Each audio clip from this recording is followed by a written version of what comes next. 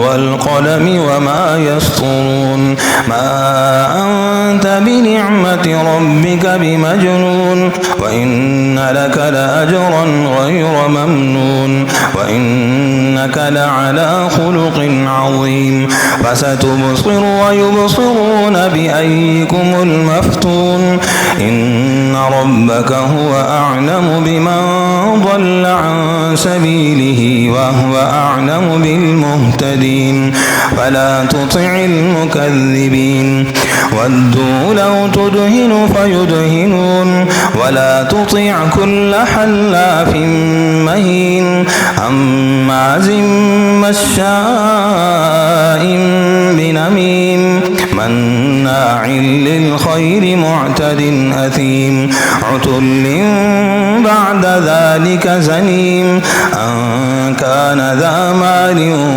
وبنين إذا تتلي عليه آياتنا قال أساطير الأولين سنسمه على الخرطوم إنا بلوناهم كما بلونا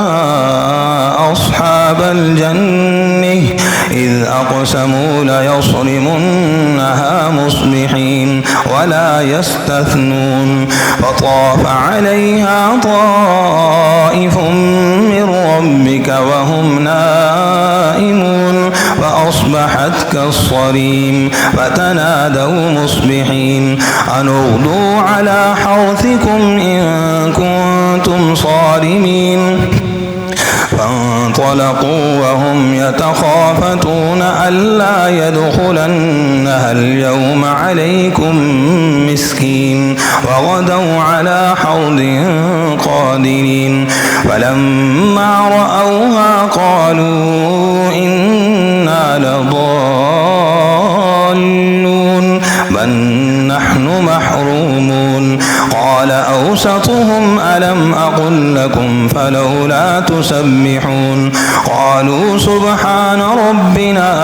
إنا كنا ظالمين فأقبل بعضهم على بعض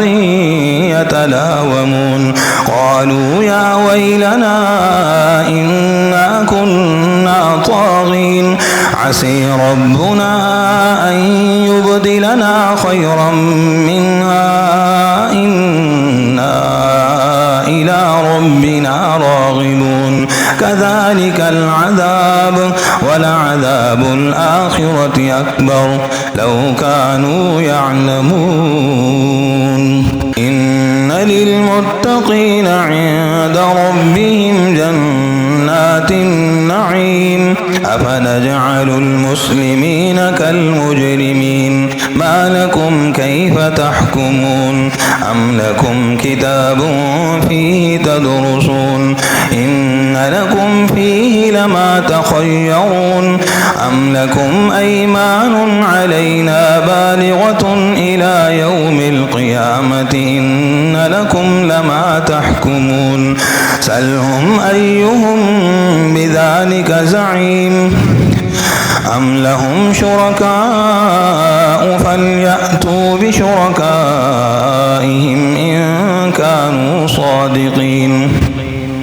يوم يكشف عن ساق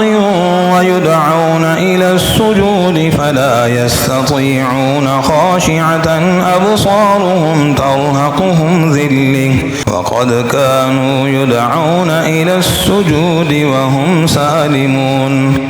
فذرني ومن يكذب بهذا الحديث سنستدرجهم من حيث لا يعلمون وأملي لهم إن كيدي متين أم تسألهم أجرا فهم من مغرم